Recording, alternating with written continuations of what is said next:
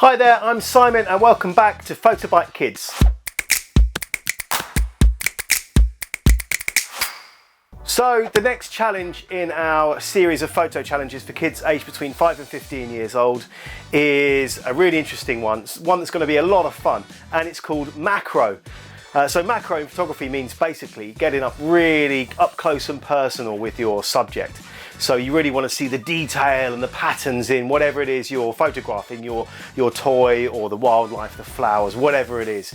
So it's about getting up really close. Now some of you will have specific modes on your devices for this, so look out for that. Have a poke around in your menus and on your smartphones and things and see if you've got close-up modes to use.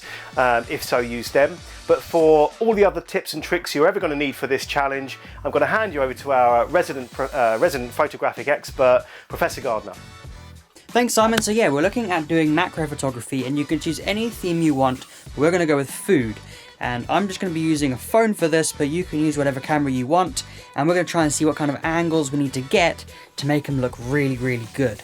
Now, excuse me whilst I go and raid my kitchen. Right, so I've raided my fridge, and this is what I have found. So, we have some sugar cubes, we have some macaroni, pasta, of course, some biscuits, one of them's broken, so we're going to get like a close-up of that.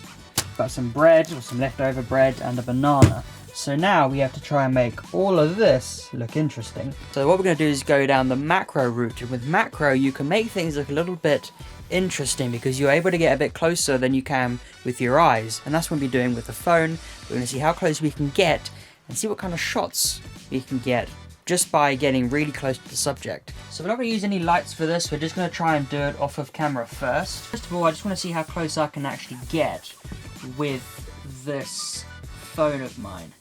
I need to see where the limit is. I'm currently not... Oh, there we go. Just required a bit of practice. Right, let's try to get close. So we're going to have like a bit of a cookie little party going on. Right, let's try to take another picture.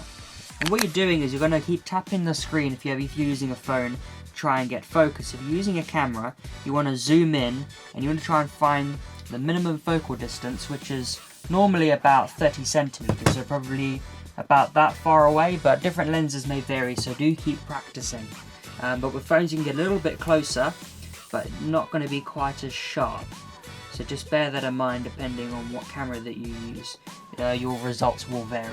So not as easy as we thought. So now I'm going to try is actually use a light. I'm going to use the one actually on my phone to see if that helps give me some better results. And hopefully things will look a bit more appealing, because at the moment these photos are looking very bland. So now we need to try and get nice and close. I'm also going to dial down the exposure to see if that does anything.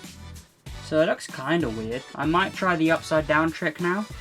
So what we're going to do is get the length of the bread. Try and get that focus that we're after. The bread ain't working. Let's see if we can get a cool shot again, going upside down, because that gives me the best angle and it gets the camera lower. Here we go, folks. That's what I've been waiting for, was a delivery. And it was some millionaire shortbread. So we're gonna place that down. See if we can try and figure out some angles on this before I eat it. Now, because it's a larger subject, I'm thinking I might go to the side so we can really show off the layers. This looks good already. There we go. Yeah, that really highlights that caramel. What I'm gonna do now is I'm gonna select it, drop down my exposure, take a picture, and that looks really good. Oh, okay, I'm hungry. But we better round up this video before I eat everything. So as you can see, macro photography isn't exactly the easiest thing to do, and it does take a bit of practice, and it also depends what subject you have that can determine how easy it will be. With food, it can be a bit tricky depending what you're doing. You got to think about lighting, you got to think about your exposure, and that is a very important part of macro photography. But you don't have to do food, you can take pictures of other things. It could be plants, it could be, like fingers and stuff like that.